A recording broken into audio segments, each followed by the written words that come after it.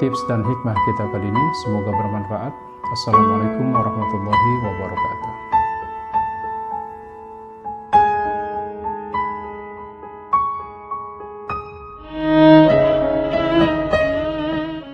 Assalamualaikum warahmatullahi wabarakatuh. Alhamdulillah, kita bersyukur kepada Allah Subhanahu wa Ta'ala. Salat dan salam kita sampaikan untuk Rasulullah Nabi Muhammad Sallallahu Alaihi Wasallam.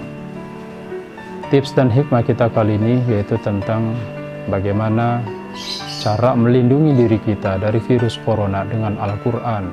Saudaraku sekalian, rasa kekhawatiran, kecemasan, dan ketakutan saat ini tengah menghinggapi warga dunia, tidak terkecuali Indonesia. Hal ini terkait dengan adanya virus corona yang semakin merebak di dunia ini. Di Indonesia sendiri, saat ini pemerintah tengah menyiapkan upaya-upaya preventif di dalamnya.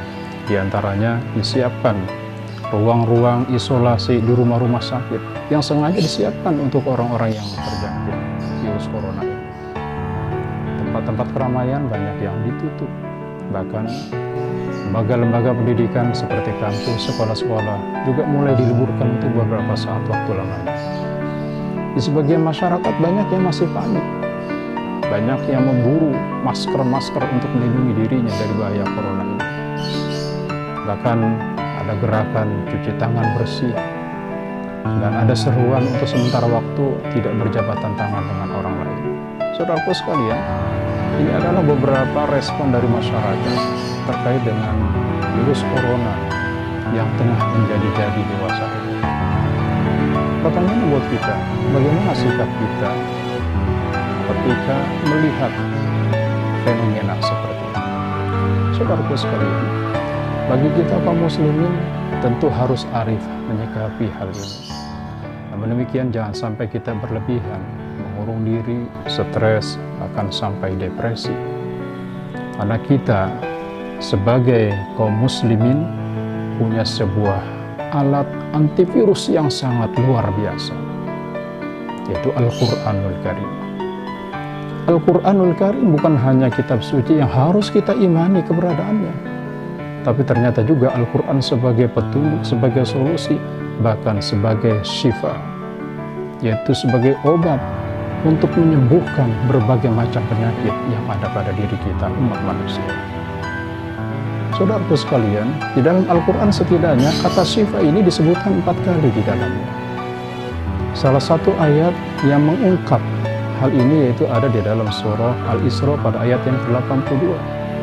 Di sana Allah nyatakan, A'udzubillahi minasyaitonir rajim. Wa nunazzilu minal Qur'ani ma huwa shifaa'un wa rahmatul lil mu'minina wa la yazidu zalimina illa khasara. Dan kami turunkan dari Al-Quran sesuatu yang menjadi obat dan rahmat bagi orang-orang yang beriman. Sedangkan Al-Quran tidak akan menambah bagi orang-orang yang zalim kecuali kerugian semata. Saudaraku sekalian, dalam ayat ini dengan tegas Allah nyatakan Al-Quran adalah sebagai syifa, sebagai obat. Di kalangan mufassirin, kata syifa ternyata ini bermakna bukan hanya sebagai obat yang nantinya akan menyembuhkan penyakit-penyakit rohani, tapi juga penyakit-penyakit jasmani. Di antara mufassir yang mengungkap hal ini yaitu Syekh Abdurrahman bin Nasir As-Sa'di di dalam tafsirnya, Tafsir As-Sa'di. Dia mengatakan bahwasanya syifa dalam hal ini adalah obat yang meliputi perkara-perkara hati dan obat untuk meliputi hal-hal yang bersifat badaniyah atau jasmani.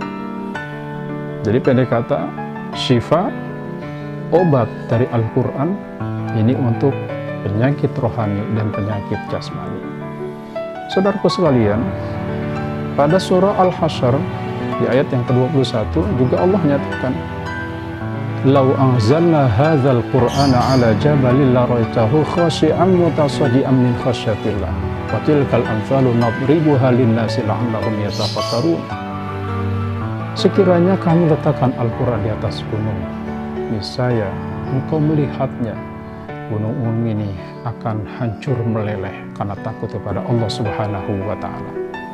Demikianlah perumpamaan-perumpamaan ini kami buat bagi manusia agar manusia berpikir. Saudaraku sekalian, menurut Ibnu Qayyim al-Jauziyah di dalam kitab Al-Ilajur Rabbani Lis-Sihri wa Masis Syaitan, di sana diungkapkan bahwasanya jangankan penyakit, gunung pun akan hancur ketika Al-Quran diletakkan di dalamnya.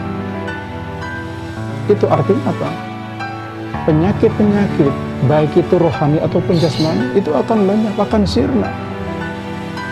Karena gunung pun akan hancur, berkeping-keping, apalagi penyakit. Namun demikian, Ibnu Qayyim al-Jauziyah memberikan keterangan tambahan. Al-Quran sebagai syifa yang bisa menyembuhkan berbagai penyakit yang diderita oleh umat manusia, ini akan berhasil kalau kemudian ada sebuah keyakinan yang kokoh. Yakin kepada Allah dan yakin kepada Al-Quran kalamnya. Saudaraku sekalian, inilah hikmah syifa di dalam Al-Quran yang mampu menyembuhkan segala macam penyakit, bahkan bisa menjadi upaya preventif bagi kehidupan kita. Saudaraku sekalian, selanjutnya terkait dengan bagaimana kita mencegah atau juga mengobati adanya virus-virus penyakit, khususnya virus corona yang saat ini tengah melanda. Ada 3 tips yang ingin saya sampaikan. Yang pertama, biasakanlah berwudu dalam setiap saatnya. Kalau saat ini tengah digerakkan cuci tangan bersih dalam kerangka mengantisipasi virus corona ini, dalam hal ini pula saya tegaskan, gantilah dengan cara berwudu setiap saat. Karena berwudu bukan hanya membersihkan tangan, tapi juga seluruh bagian anggota tubuh kita. Bahkan ketika kita melazimkannya, ini akan bernilai ibadah di mata Allah Subhanahu wa Ta'ala. Yang kedua, biasakanlah membaca Al-Quran, dan setelahnya berdoalah kepada Allah. Ya Allah, jadikanlah Al-Quran yang saya baca ini mendatangkan kebaikan pada diri hamba, dan sekaligus mencegah segala datangnya mara bahaya yang ada pada diri hamba. Dan yang terakhir, yaitu adalah biasakan amaliyah pagi dan amaliyah petang, pada subuh dan pada asar. Apa yang kita biasakan? Amalan-amalan dari bacaan Al-Quran. Yang pertama, surah Al-Fatihah. Yang kedua, surah Al-Baqarah ayat 1-5. Ketiga, Al-Baqarah ayat 255 atau dikenal dengan ayat kursi. Berikutnya, 2 ayat terakhir surah Al-Baqarah. Dan berikutnya, Al-Ikhlas 3 kali, Al-Falaq 3 kali, dan An-Nas 3 kali. Di akhir kita membaca, jangan lupa kita berdoa kepada Allah. Ya Allah, jadikanlah ayat-ayat yang aku baca sebagai benteng pada diriku yang mencegah segala macam virus-virus yang membahayakan yang datang pada diriku. Saudaraku sekalian, manakala ini kita lazimkan istiqomah setiap saat, bukan hanya ini akan mendatangkan pahala dari ibadah yang kita lakukan, tapi ini akan menjadi benteng dalam kehidupan kita, di mana kita akan terpelihara, terlindungi dari segala sesuatu yang dapat membahayakan diri kita. Demikian tips dan hikmah kali ini, semoga bermanfaat buat kita dan bisa kita amalkan setiap saatnya. Terima kasih, mohon maaf lahir batin, akhirul kalam. Assalamualaikum warahmatullahi wabarakatuh.